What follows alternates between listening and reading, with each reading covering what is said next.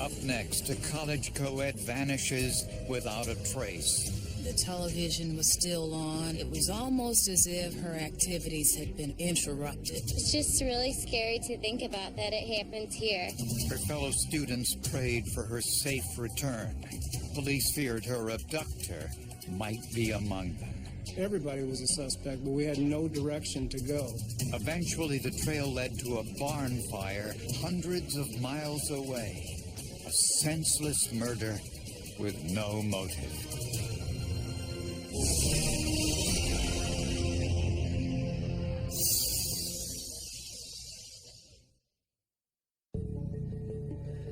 Science played a big part in Olamide Adeoye's life. Ever since she was a little girl, she dreamt of a career in medical research. And she was halfway there, entering her senior year at Illinois State University. Olamide likes science a lot. I could definitely see her going into the forensic field, working in a laboratory, doing DNA analysis. Olamide worked her way through school as a waitress. Friday nights were usually the busiest. So it was unusual when Olamide didn't show up one Friday when she was scheduled. The next day, she didn't answer repeated calls to her apartment and cell phone. Her friends and family began to become more worried about Olamide not being able to get a hold of her. Olamide's car was gone, her apartment locked. When police entered Olamide's apartment, they discovered her purse and her wallet were there. Her cell phone was on the sofa with more than 60 unanswered messages. The television was on. It looked as if she had just gotten up and left until police entered her bedroom. The search revealed a large pile of clothing on the bedroom floor. When we systematically went through each piece of clothing, we began to see stains of bleach. The odor of bleach leads all of us to believe that someone is trying to cover up or clean up a crime. Underneath the clothing was a large blood stain. The blood was tested at that time, and it was ultimately identified back to Olamide. They also found a blood trail leading outside. There were blood drops down the back porch, down the back steps, down across the parking lot, ending about a foot from where the trunk of Olamide's car would have been. Someone could have silently carried her down the stairs and placed her in a vehicle in the darkness. Although Olamide lived in an apartment off campus, her disappearance struck fear among the students. You're a young female walking around campus. I have a night class, so usually when I get out of school, I walk home. And it's just really scary to think about that it happens here. Missing posters were put all over campus and the surrounding community. Days went by, but there was still no sign of Olamide. I'm trying to do everything I can. I mean, I know she'd be doing the same thing for me. As the search entered its second week, investigators got a potential break from a small town 700 miles away. A police officer in Mississippi had heard about Olamide and her disappearance by the news media. He told Illinois police about a body they'd found after a recent barn fire they had in Mississippi. The fire was an arson, and all they knew was that the victim was a young female. Police were able to get the dental records of Olamide from her family dentist. The records, along with the remains, were taken to a forensic odontologist, and he was able to positively identify the remains as Olamide. It probably is the worst feeling I've ever felt. I felt horrible for her mother. I felt horrible for her brother. It blows my mind for someone to think that they can kind of play God and take someone else's life. Investigators now wondered who killed Olamide and why he took her to Mississippi.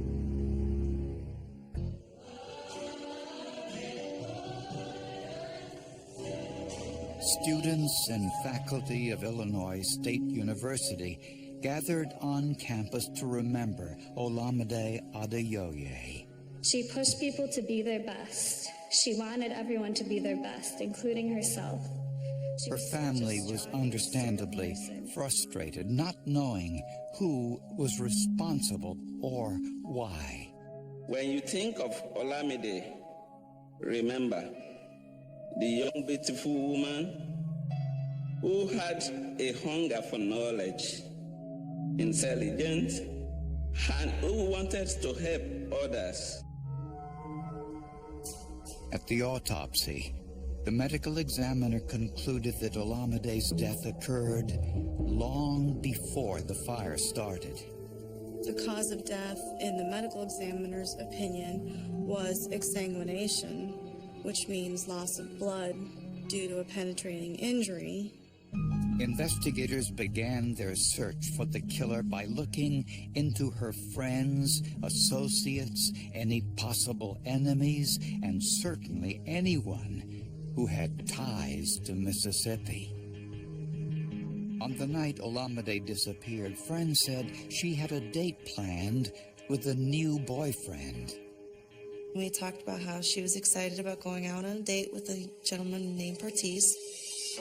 Partis was 25-year-old Partis Walker, a criminal justice major at the university.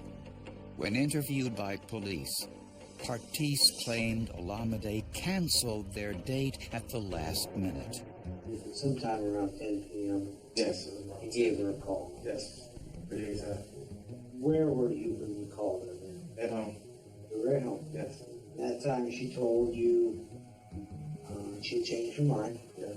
And she rented some movies and decided to just kind of call it a night and stay home. Exactly. Partis denied any involvement in the crime.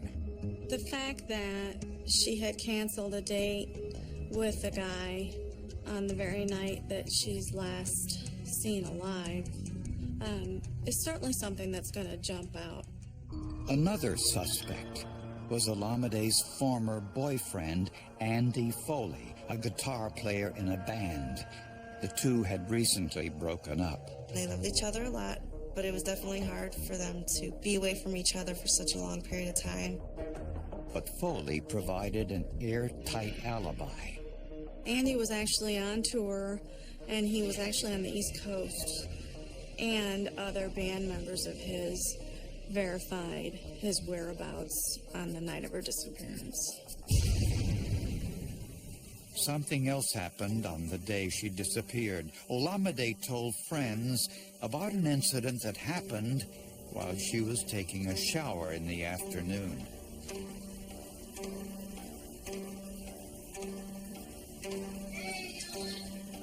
Olamide's former roommate, Ashley Petrie, had let herself into her apartment uninvited. This apparently angered Olamide. Ashley's attitude was, why don't you have your door locked while you're taking a shower? Olamide had asked Ashley to move out 3 weeks earlier.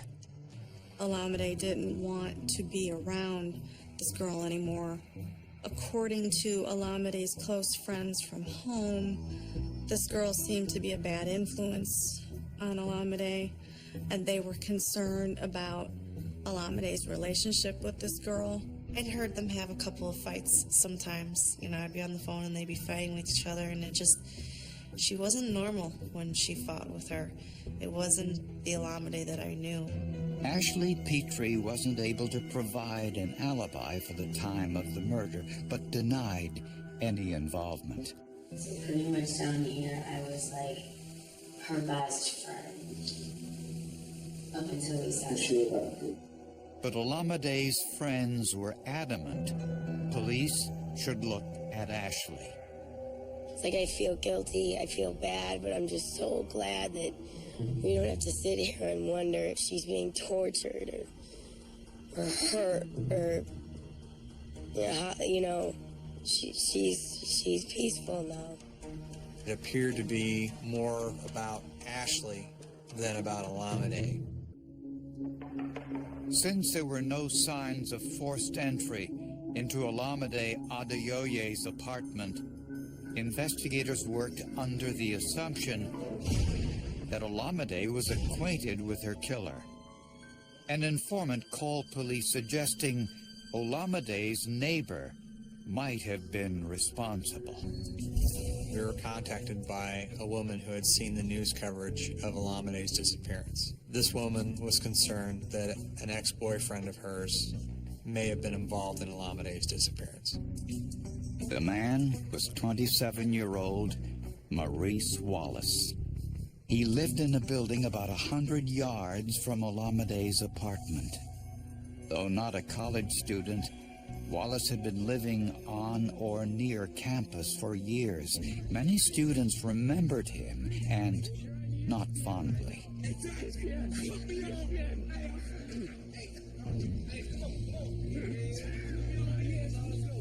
He would invite himself to parties. People described him as kind of creepy and strange, women especially. He wasn't a student. He wasn't a member of the community. He was a bad person. He was a bad person. And myself and 25,000 other 20-somethings in Normal will attest to that. A background check revealed Maurice Wallace had served 4 months in jail shortly before Olamide's murder. Maurice Wallace had assaulted and battered someone in a taxi cab. It was a situation where he didn't know the victim prior to the assault, and it was another example of his unpredictability and aggressiveness. After he was released, Wallace had trouble finding work, and he told a former girlfriend he was planning to commit violence.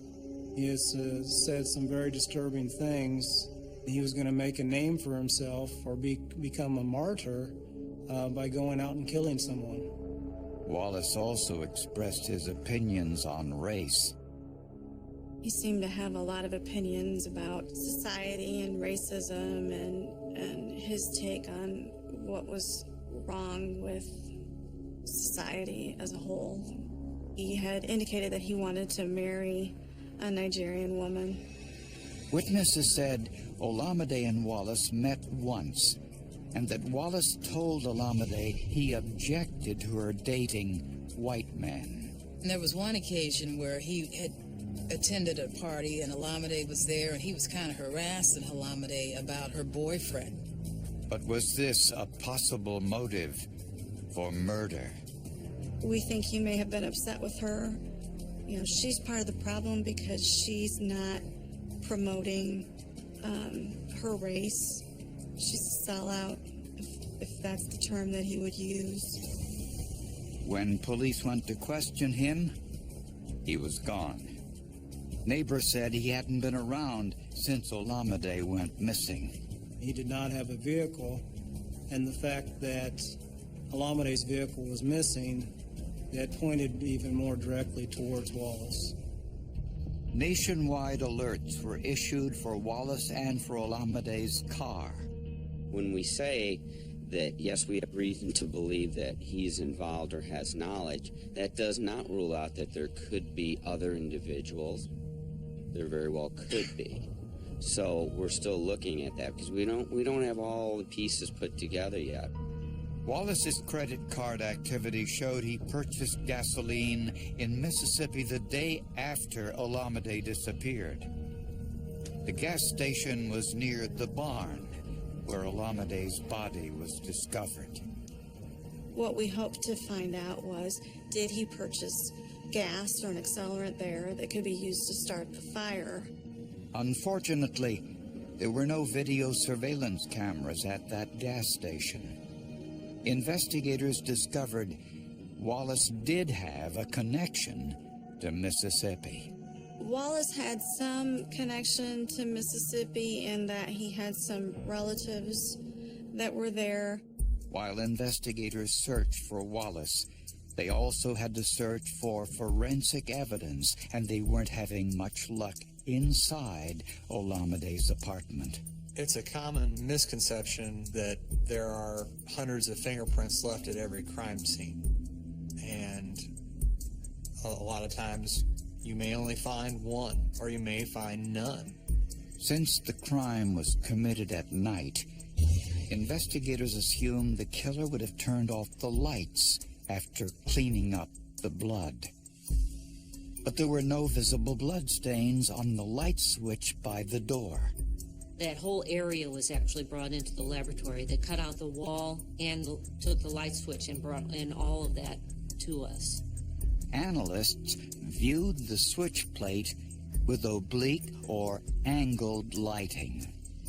We take various different types of light sources, and we bring them in from the side, from the front, and do a lot of tilting with the evidence in order to look at it on the surface to see if we can see anything on the surface itself. And that's where they found a single high-quality fingerprint, and it looked like it was in plasma. Not all blood is red or brownish like you would think. There are other components in the blood that are clear. The plasma is a clear substance, and it tends to separate out from the red part of the blood.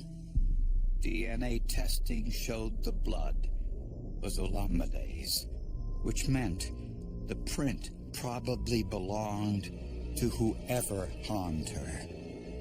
That was key. There's not a whole lot of innocent explanation for that.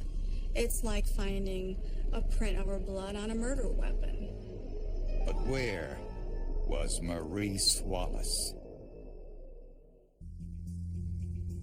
Investigators found a fingerprint on the light switch in Olamide Adeoye's apartment. The print didn't match Ashley Petrie or any of the other suspects questioned in the case, but police were still searching for their prime suspect, Maurice Wallace. According to his credit card activity, he was traveling throughout the southern United States. To track him more closely, investigators focused on his cell phone activity. Through cellular phone forensics, we were able to locate very specifically where Maurice Wallace was in real time. When Wallace made a call from a shopping mall in Atlanta, Georgia, police were standing by.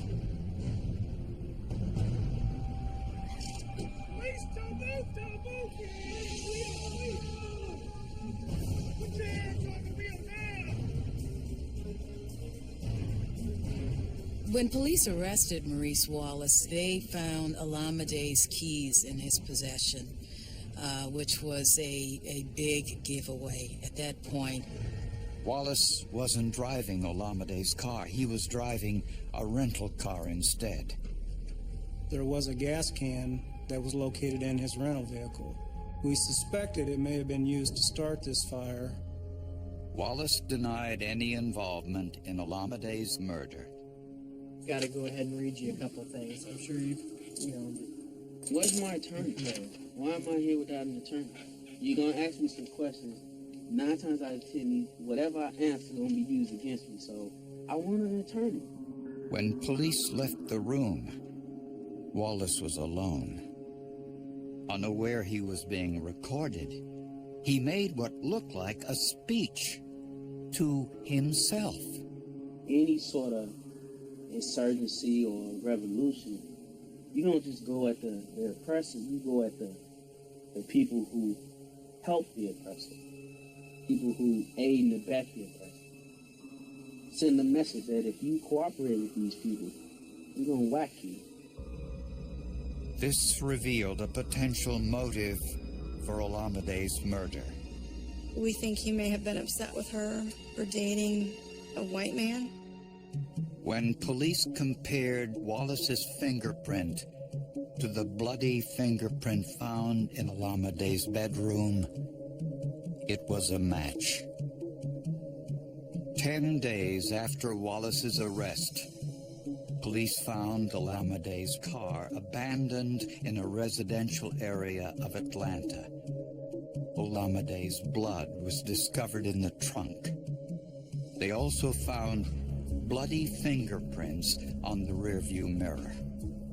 I was able then to powder and lift those impressions and then lift them off of the rearview mirror and then do a comparison.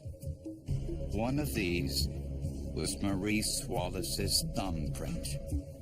DNA testing identified the blood as Olamide's.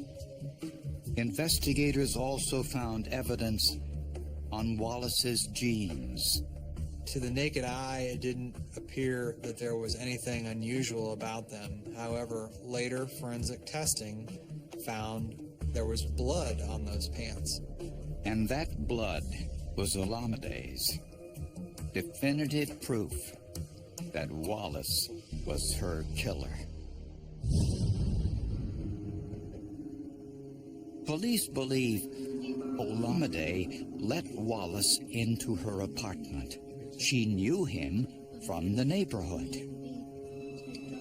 Once inside, he may have made a sexual advance and was rejected. He then snapped.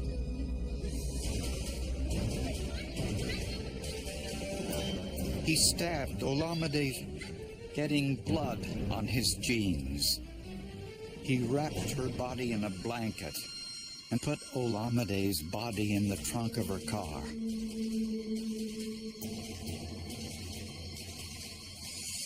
He tried to clean the bloodstains with detergent found in the apartment.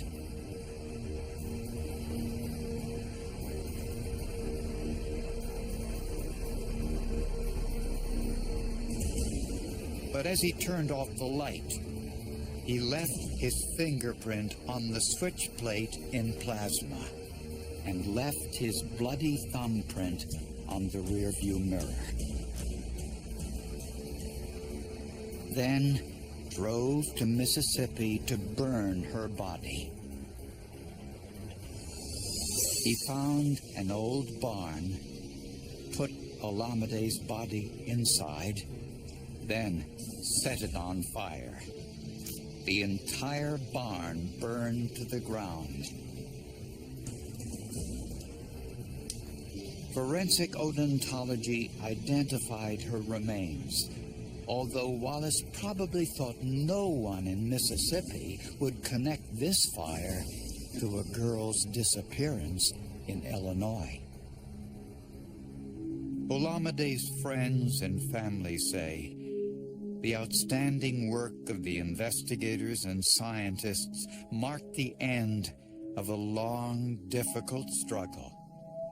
She was a great person, and she was always loving and open, and as much as that's a great quality, it can also be somewhat of a downfall, because the world can be very ugly and you don't know who is out there. In December of 2005, Maurice Wallace was charged with first-degree murder. His aberrant behavior didn't end with his arrest. Maurice Wallace was very combative during court hearings. One occasion, he spit on the floor as he entered the courtroom, talking when he was not supposed to be talking, interrupting the judge. Because of the evidence against him, Wallace pled guilty and was sentenced to life in prison. Maurice Wallace is a sociopath. He was evil. He certainly knew what he was doing every step of the way here. He had a plan. He carried it out.